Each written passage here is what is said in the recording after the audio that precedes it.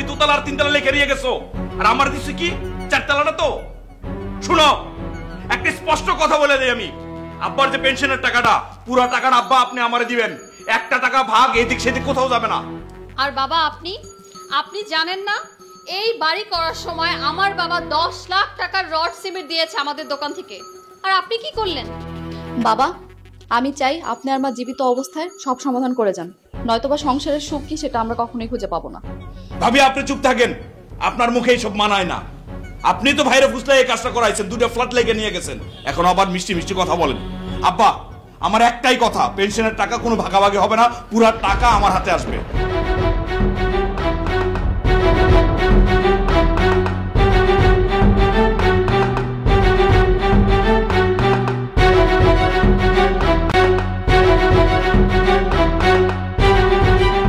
এর বাইরে যদি কিছু হয় আমি কিন্তু মাইনে নেব না, একটা টাকাও বাইরে যাইব না।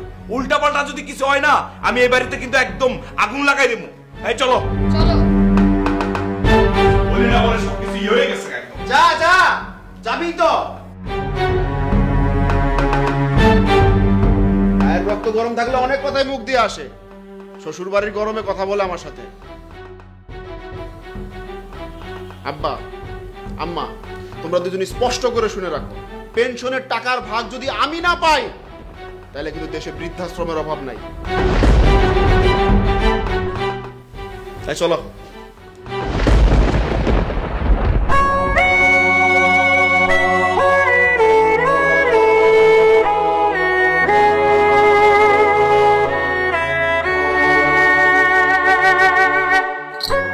শুনছো, তুমি এই সমস্যার একটা সমাধান করে দাও। দুই ভাইয়ের মধ্যে যেভাবে ঝগড়াঝাটি হচ্ছে, দেখা যাবে যে কোনো সময় একটা খুনাখুনি হয়ে যাবে। আমি এগুলো আর সহ্য করতে পারছি না। আমিও না।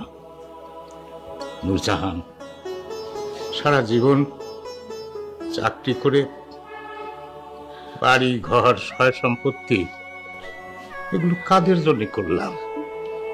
ছেলে মেয়েকে লেখাপড়া শিখে বড় করলাম, আর এই শেষ বয়সে এসে ছেলে বলে কিনা দেশে বৃদ্ধাশ্রমের অভাব নাই।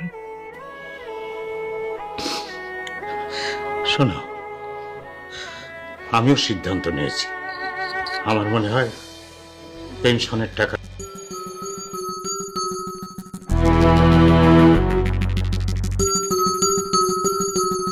তাহলে তুমি কি করবে বলো? যখন করি তখন দেখবে।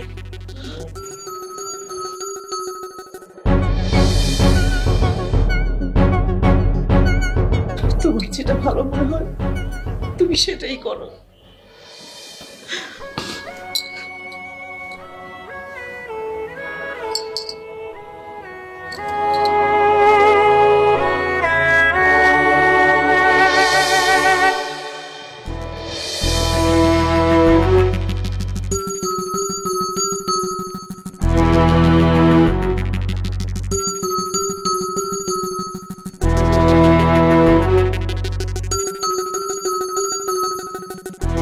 শোনো লিমন, বাবা আর মা টাকা তোমার ভাইকেই দিবে।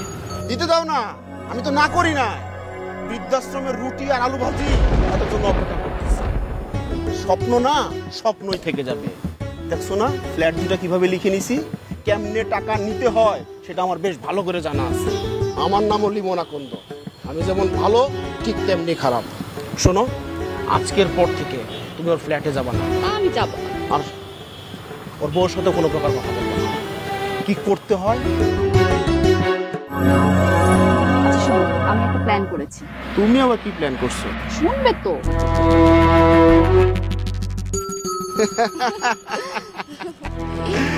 এই না হলে তুমি আমার স্ত্রী। শোনো, তোমার প্ল্যান মতো তুমি কাজ করতে থাকো, আর আমি বাজারে যাচ্ছি, গিয়ে কিছু ফল ফ্রুটস কিনে নিয়ে আসি। তুমি তোমার মতো করে আগায় যাও, ঠিক আছে? ঠিক আছে, তুমি তাহলে ফলস নিয়ে আসো। রাতে আমি কিছু খাবারের আয়োজন করি, আর বাবা মাকে কিছু কিন্তু বলা যাবে না, বুঝছো? তাদেরকে চোখে চোখে রাখতে হবে। ঠিক আছে, এটা কোনো সমস্যা নাই। তবে হ্যাঁ, তুমিও ভালোবাসার পরিমাণটা একটু বাড়ায় দাও, কারণ একটু কাছে যেতে হবে, ওদের মনটা জয় করতে হবে, কারণ দিন শেষে আমাদের জিনিসটা কিন্তু আমাদেরকে আদায় করে নিতে হবে, ঠিক আছে? চল। আচ্ছা চলো। লিমনের বাবা, লিমনের বাবা কথা বলো। বাবা বাবা আপনার কিচ্ছু হবে না বাবা। কি হয়ে গেল মামা? লিমনকে তো ফোন দাও না প্লিজ। হ্যাঁ মা দিচ্ছি। এই কথা বলো।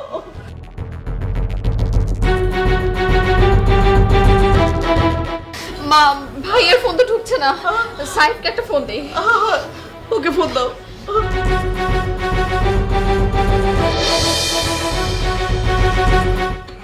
কি ব্যাপার ঈশা?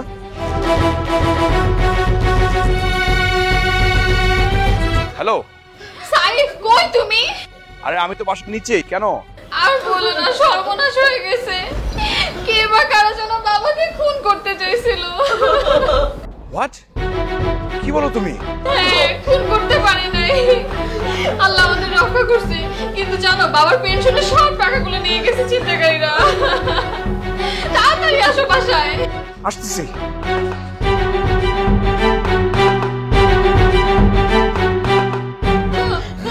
মা, বসো বৌমা, বসো। শুধু বসো।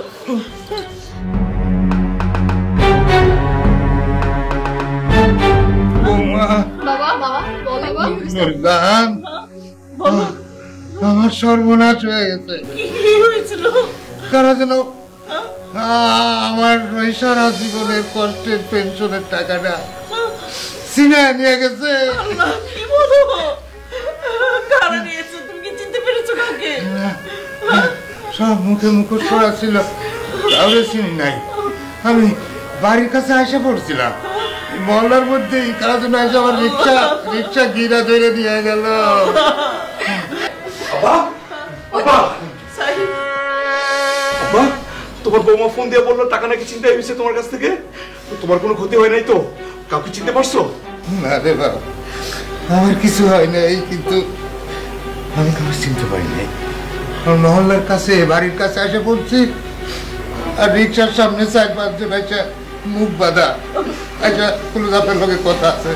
আমি কই কি কথার সাথে সাথে আমার মুখে রুমাল দিয়ে ঠাইসা ধরলো। তারপরে আমার শরীরটা কেমন অবশ হয়ে গেল, আমি জ্ঞান হারা ফেলছি। আমার ব্যাগটা নিয়ে চলে গেছে রে বাবা।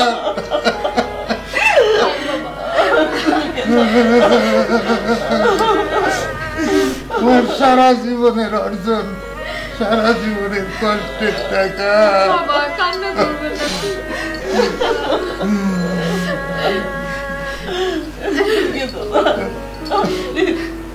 বাপরে বাপরে, আমি একবার ভাবছিলাম তোর সাথে করে নিয়ে যাই, একা একা যাওয়া বোধহয় ঠিক হবে না, এত টাকা। তারপর আবার ভাবলাম জীবন শুনলে যদি কিছু মনে করে, ও যদি আমার মনে করে যে আমার নিল না, ছোট বাইরে নিয়ে গেল, তাই মনে করে আমি একাই গেছিলাম। আব্বা, আব্বা, তুমি মনে সাহস রাখো, আমি আছি তো। সাইফ আছে না, কোনো টেনশন নিও না। আম্মা, বড় ভাই কই? ও তো বাইরে গেছে, কিন্তু ও তো ফোনও ধরতেছে না। জানো অনেকবার ভাইকে ফোন দিছি, ভাইয়া ফোনটা রিসিভ করতেছে না। আমার যা বুঝার আমি বুঝে গেছি। আব্বা, আম্মা, তোমরা কে কি মনে করো আমার তাতে কিচ্ছু যায় আসে না। আমি স্পষ্ট এই টাকা ছিনতাইয়ের সাথে বড় ভাই যুক্ত আছে। সাহিদ, তুই কি কর? হ্যাঁ, লিমন যদি জানতে পারে তো ও আবার হাঙ্গামা শুরু করে দেবে। সাইফ, সে তোমার বড় ভাই, তুমি না জেনে শুনে তার উপরে দোষ দিতে পারো না। সে জানলে অনেক কষ্ট পাবে। বড় ভাবি, আমার জ্ঞান দিবেন না, আমার বুঝার বয়স হয়েছে। কারা এটার সাথে যুক্ত সেটা আমার বোঝা হয়ে গেছে। আরে আমি তো বড় ভাইয়ের খালি টেস্ট করতেছিলাম যে ওনার টাকার প্রতি লোভ আছে কিনা। আব্বা, বিশ্বাস করেন আমি আপনার ছেলে না, আমার টাকার প্রতি কোনো লোভ নাই। আপনি যে বাইচা আসছেন, আপনার যে কোনো ক্ষতি হয় নাই, তাতে আমি খুশি। বা কোনো সমস্যা না, আপনি আমার সাথে থাকবেন। আমি আজকে থেকে আপনার দায়িত্ব আমি নেব, কোনো সমস্যা না। আপনার বড় ছেলে যদি আপনার দিকে নাও তাকায়, তারপর আমি আছি, আমি দেখব। কোনো টেনশন নিবেন না বাবা, আমরা আছি আপনার পাশে। আমি একটু দেখি। করবেন না বাবা। তুমি একটু মাথা ঠান্ডা করো, চোখ বন্ধ করো। আমি বাবার জন্য পানি নিয়ে আসি। তারপর একটু শান্ত হও। এত টেনশন করবেন না বাবা, সব সব ঠিক হয়ে যাবে। শান্ত। তুমি সারা রাত কোথায় ছিলা? তোমার ফোনটাও বন্ধ ছিল। হসপিটালে ছিলাম। কেন? আমার বন্ধুর মা খুব সিরিয়াস ছিল তো, এই জন্য দেখতে গেছিলাম তাকে। বাবাকে নিয়ে কত কিছু বাসায় হয়ে গেল, তুমি কি সেটা জানো? আমার জানতে হবে না তো, আমার বাবা যে কি সুন্দর নাটক করতে পারে এটা আমার বেশ ভালো করে জানা আছে। সে তার ছোট পোলারে নিয়ে খুব কাঁদতেছে, হ্যাঁ, খুব নাটক বানাইতেছে। শোনো, তোমাকে আমি স্পষ্ট করে বলে দিচ্ছি, তুমি বাবা মাকে বলবা আজকের পর থেকে সে যেন তার ছোট ছেলে ঘরে আমার ঘরে এক বিন্দু জায়গাও যেন না পায়। তুমি স্পষ্ট করে বলে দিবা। কিন্তু লিমন, আবার কিন্তু কি? হ্যাঁ, শোনো, তার ছোট পোলা যে রাজনৈতিক চালটা চালছে, পেনশনের টাকাটাতে কিভাবে গ্রাস করছে, এটা কিন্তু আমি বুঝে গেছি। শোনো, তুমি এত কথা বলার দরকার নাই তোমার। তোমাকে আমি যেটা বলছি তুমি অক্ষর অক্ষরে সেটা পালন করবা, এর বাইরে এক চুলও তুমি লড়বা না। আমি যা বলছি তাই করবা। আমি তো তোমাকে আগেই বলেছিলাম বাবা মাকে চোখে চোখে রাখো। তোমার ভাই এগুলো নাটক সাজিয়েছে। যাই করুক না কেন, এসব নাটক অভিনয় না আমার কাছে টাইম নেই। তুমি যাও। আচ্ছা চলো তো খেয়ে আসি। তুমি যাও না, আমি আসতেছি। ওকে, আমি যাচ্ছি। আমার সাথে চালাকি, তাই না? চালাকি কি করতে হবে আমার বেশ ভালো করে জানা আছে।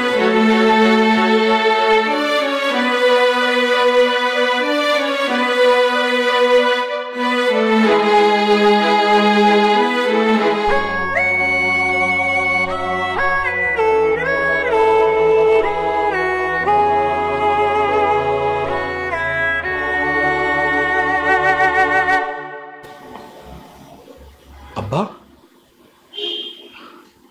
তোমার কি শরীর খারাপ? আম্মা, কি কথা বলতেছো না কেন? না, শরীর খারাপ না। সন্তানরা যা চায় আমরা দুজন মিলে চিন্তা ভাবনা করছি, সেটাই করব। মানে কি? তোমার কথা তো আমি কিছুই বুঝতে পারছি না। কি চাইলাম আমি? আমরা এখানে না থাকি, এ বাড়িতে না থাকি, সেটাই তো তোমরা চাও। সেই কারণে আমরা সিদ্ধান্ত নিয়েছি, তোমরা যে বলছিলে আমাদেরকে ওই বৃদ্ধাশ্রমে পাঠাও। কোন বৃদ্ধাশ্রমে পাঠাবে সেখানে পাঠাও তাড়াতাড়ি। আমাদের আর এ বাড়িতে থাকতে ইচ্ছে করছে না। কি? আম্মা, আব্বা কি বলছে?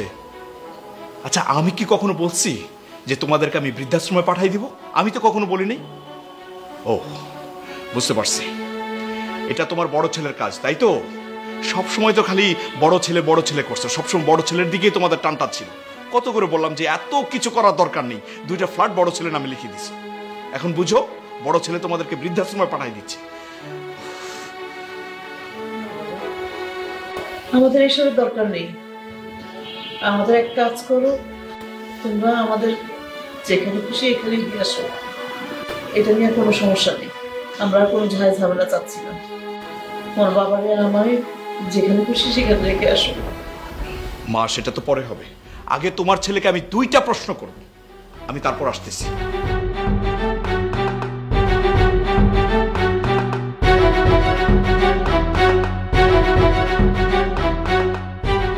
আবারও সেই ঝামেলা।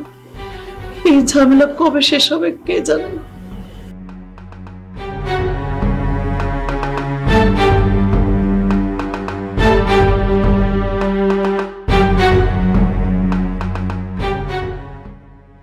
বড় ভাই, তোমার এত বড় সাহস, তুমি আব্বা আমাকে অপমান করে কথা বলো? তাদেরকে অপমান করা কি তোমার উচিত হচ্ছে? তোর লেকচার শেষ, এবার যা, আমার শোনার মুড নেই, যা এখান থেকে। শোনো, তোমার ফ্ল্যাটে না আমি থাকতে আসি না। একই বিল্ডিং এ যদি না থাকতাম না, তোমার এই চেহারা আমি দেখতাম না, আমারও চেহারা তোমার দেখাইতাম না। না দেখাইতে তো কি হইতো? আমার মহাভারত অশুদ্ধ হয়ে যেত। কিছুই হইব না। বাবা মারে নিয়ে আসোস, তাদেরকে নিয়েই থাক, আমার মুখ দেখার দরকার নাই তো। সব স্বার্থপর গুলা। কি বললো তুমি? আমি স্বার্থপর? স্বার্থপর তুই না, তুই সহ তোমার পরিবারের সবাই স্বার্থ। খবরদার বড় ভাই, এভাবে ঢালাভাবে কথা বলবো না। স্বার্থপর আমি না, স্বার্থপর হচ্ছে তুমি। আরে বাবার উপর দিয়ে এত বড় একটা ঝড় গেল, বাবাকে দেখতে গেছো? যাও তো নাই। আরে কি দরদ উতলাই আইতেছে। শোন, তুই আর তোর বাপ মিলে যে নাটকটা সাজাইছিস না, সব ভালো করে জানা হয়ে গেছে। আমি আর আমার বাপ মানে? বাপ কি তোমার না? তোমার বাপ না? আমার বাপ ছিল তো, এখন আমার বাপ নাই তো। কারণ পেনশনের টাকা পাওয়ার জন্য তোরা দুইজন মিলে যা করতেছিস না, সব দেখতেছি আমি। ও, এখন পেনশনের টাকার কথা চলে আসছে না? বাবার কাছ থেকে যখন 2টা ফ্ল্যাট লিখে নিছো, তখন তোমার বাবা ছিল না। তোমার যদি বাবা হয়ে না থাকে, এই ফ্ল্যাট কে দিল তোমাকে? হ্যাঁ, এই শোন, তোর এসব ন্যাকামি কথা আমার ভালো লাগতেছে না, বুঝছস? তোর যদি মন চায় বাপ মায়ের নিয়ে থাকতে থাক, না তাহলে দেশে বহুত বৃদ্ধাশ্রম আছে, যে কোনো একটাই পাঠাই দে। আমার এসব জ্বালা যন্ত্রণা দিস না। এটা কি বললা তুমি বড় ভাই? তুমি বাবা মাকে বৃদ্ধাশ্রমে পাঠিয়ে দিতে বলতেছো? তুমি কি সন্তান? তুমি সন্তান? তুমি তো সন্তান নামের কলঙ্ক। তুমি মানুষ না, অমানুষ, অমানুষ। তোমার চোখে তো পর্দা নাই, বিবেক নাই। যদি বিবেক থাকতো এই কথাটা তুমি বলতে পারতা না। আরে যে বাবা মা তোমার মানুষ করলো, তাদের সুখ সবকিছু ভুলে গিয়ে তোমার স্বপ্নটাকে বড় করলো, তোমাকে মানুষ করলো, আর সেই সন্তান হয়ে তুমি বাবা মাকে বৃদ্ধাশ্রমে পাঠিয়ে দিতে বলতেছো? বাহ বড় ভাই, খুব ভালো, খুব ভালো। তোমার মতো কুলাঙ্গার সন্তান যেন এই দুনিয়াতে কারণ না হয়। কোনো বাবা মার ভাগ্যে যেন তোমার মতো কুলাঙ্গার সন্তান না আসে। কি করে ভাবলা? হ্যাঁ, তোমার মনের মধ্যে এটা কিভাবে আসলো? তুমি যদি না পারো, আমি তো তোমাকে কিচ্ছু বলবো না। আমার বাবা মা তারা আমাকে জন্ম দিচ্ছে। আমি যতদিন বেঁচে থাকি, আমার শরীরে রক্ত যতদিন থাকে, ততদিনই আমি বাবা মাকে দেখব। দরকার হলে আমি ভিক্ষা করবো, আমি রিক্সা চালাবো, তারপর আমি বাবা মাকে কষ্ট দিব না। তোমার মতো আমি হতে চাই না। তুমি তো একটা অভাগা সন্তান। বাবা মাকে জীবিত পেয়েও তুমি সেবা করতে পারো না। সেই কপাল তোমার হয় নাই বড় ভাই। যে বাবা মা তোমাকে মানুষ করলো, আজকে তাদেরকে তুমি বের করে দিতে বলছো না? তুমি বাবা হবো না? তুমিও তো একদিন বাবা হবা। তোমার সন্তান যদি সেদিন তোমাকে বাড়ি থেকে বের করে দেয়, তখন কেমন লাগবে বড় ভাই? আমি চাই সেদিন পর্যন্ত যেন আমি বেঁচে থাকি। আমি তোমার সেই দৃশ্য দেখতে চাই, সেই করুণ দৃশ্য আমি দেখতে চাই। তুমি তুমি বৃদ্ধাশ্রমে যাচ্ছ, সেই দৃশ্য আমি দেখতে চাই বড় ভাই। তোমার মতো সন্তান যেন কারো ঘরে আর না আসে।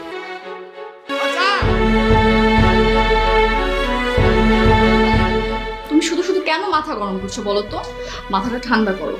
আর আমার মনে হয় কি জানো, আমরা মনে হয় কোনো ভুল করে ফেলছি। কোনো ভুল হচ্ছে না। শোনো, যা হচ্ছে সব আমি দেখতেছি, সবকিছু আমার বোঝা হয়ে গেছে। নতুন করে আর কিছু বুঝতে হবে না। আমি যেটা বলি তুমি এক্স্যাক্টলি সেটাই মেনটেন করো, ঠিক আছে? শোনো,